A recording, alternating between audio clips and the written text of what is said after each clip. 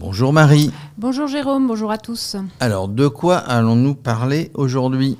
Aujourd'hui, nous allons parler du feu aux pieds, de ce que peuvent ressentir bon nombre de cyclistes, cette sensation d'avoir les pieds qui brûlent. Alors, justement, quelle est la cause de cette sensation des pieds qui brûlent ? Alors, le feu aux pieds peut s'expliquer par la conjonction de deux choses. Déjà, un retour veineux qui est beaucoup moins efficace. Et je dirais la surchauffe de la semelle veineuse, notamment lorsqu'il fait chaud. Alors pourquoi le retour veineux est-il moins efficace à un moment donné ? Alors, petit rappel, sans trop rentrer dans les détails, sur le système veineux. Donc, rappelons simplement que le système sanguin, circulatoire, est un système clos, qui est composé de vaisseaux sanguins comme les artères, les veines, les capillaires sanguins. Et il est long d'à peu près 100 000 km. 100 000 km ? 100 000 km, tu as bien entendu. Et ce sang qui circule en fait dans les vaisseaux est mis en mouvement par le cœur qui joue en fait une fonction de pompe, si tu veux. Alors du coup, pourquoi moins d'efficacité à un moment donné ? Parce que le retour veineux, en fait, qui stimule, en fait, qui va assurer la remontée du sang depuis les membres inférieurs et supérieurs vers le cœur pour que le sang y soit rechargé en oxygène. Lorsque l'on fait du vélo et un effort intense, il est moins important. Pourquoi ? Tout simplement parce que déjà la circulation sanguine pendant l'effort s'accélère énormément, jusqu'à parfois 20 fois la norme habituelle. Et parce que, si tu veux, le contact avec la pédale n'exerce qu'une compression partielle de la semelle veineuse, contrairement par exemple lorsqu'on fait du marathon et qu'on court, on fait de la course à pied. Donc en fait ça ne suffit pas pour chasser le sang du réseau veineux au niveau des membres inférieurs. Donc, à un moment donné, il y a surchauffe. Donc, à un moment donné, comme le sang remonte moins, en fait, il a tendance à stagner au niveau des pieds, ce qui va provoquer un gonflement et cette sensation d'échauffement et de surchauffe au niveau des pieds. En plus, à cette surchauffe qu'on va dire anatomico-fonctionnelle, si tu veux, va s'ajouter un autre dysfonctionnement parfois, notamment quand il fait très chaud, c'est le phénomène un problème au niveau de la thermorégulation des pieds.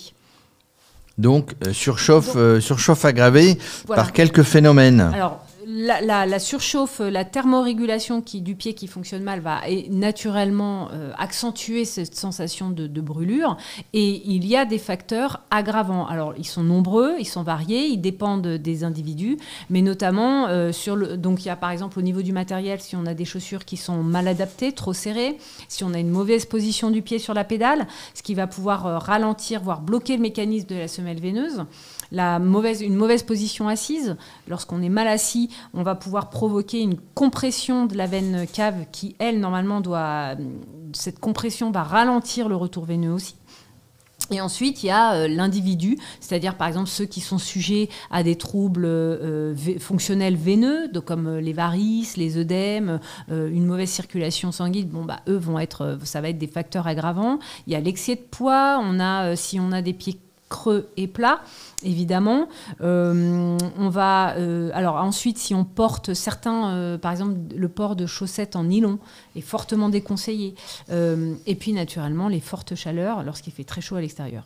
Alors, du coup, s'il y a tout ça en même temps, j'allais dire qu'on est mal barré. Mais j'imagine qu'on peut prévenir ou on peut soulager le feu aux pieds. Alors, tout à fait. Donc, il y a des gestes qu'on préconise pour minimiser ce feu aux pieds. Et l'idée, ça va être surtout d'améliorer le retour veineux et de stimuler davantage ce retour veineux.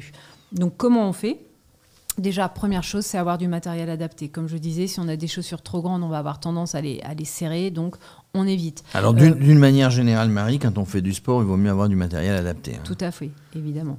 Ensuite, la deuxième chose qui reste fondamentale dans le cyclisme, c'est privilégier une étude posturale. On le dit à chaque fois, mais c'est vrai que c'est fondamental. Alors, et là, on y reviendra sur l'étude posturale. Un jour, on fera une émission spéciale parce que c'est essentiel pour avoir la bonne position sur le vélo et d'être le moins embêté possible. Exactement. Ensuite, comme je le disais précédemment, privilégier des chaussettes en coton plutôt qu'en nylon, privilégier également des chaussures aérées, surtout l'été, talquer les pieds.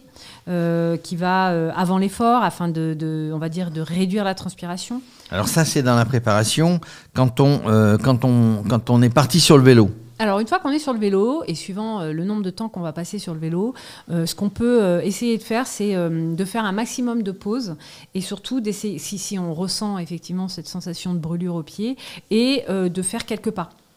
Parce qu'on va débloquer le sang qui est concentré dans les veines plantaires et donc on va favoriser le retour veineux. Ensuite, on peut, lorsqu'il fait très chaud notamment, arroser ses pieds.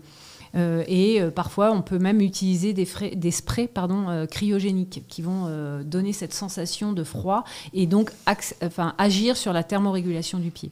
J'ai vu sur des courses ultra-distance des coureurs, des compétiteurs, des femmes, des hommes qui s'arrêtaient près d'une fontaine et qui trempaient ou près d'une rivière, d'une petite cascade, qui trempaient leurs pieds dans l'eau froide. Oui, c'est vrai qu'on le voit souvent, notamment sur le Bikiman, on voit les coureurs se tremper, voire même carrément se baigner, mais souvent, en tout cas, tremper leurs pieds. Et ils ont tout à fait raison, puisque généralement, lorsqu'il fait très chaud dehors, ça leur permet de récupérer une thermorégulation plus, je dirais, normale. Alors du coup, pendant la sortie ou pendant la compète, donc on fait tout ça. Après la sortie, est-ce qu'il y a des choses à faire ? Alors après la sortie, une fois qu'on a fini, ce qu'on peut faire, c'est après la douche, passer les jambes à l'eau froide. Ça, c'est pas mal. Surélever légèrement les pieds, donc mettre un petit coussin lorsqu'on va se reposer ou lorsqu'on dort, sous le matelas ou sous les jambes. Se faire masser. Pour rétablir la circulation, c'est ça ? Pour récupérer davantage. Et puis, parce qu'en massant, on va venir compresser les jambes et donc réagir, je dirais, et réactionner tout ce qui va être drainage lymphatique, stimulation des échanges, circulation veineuse, etc.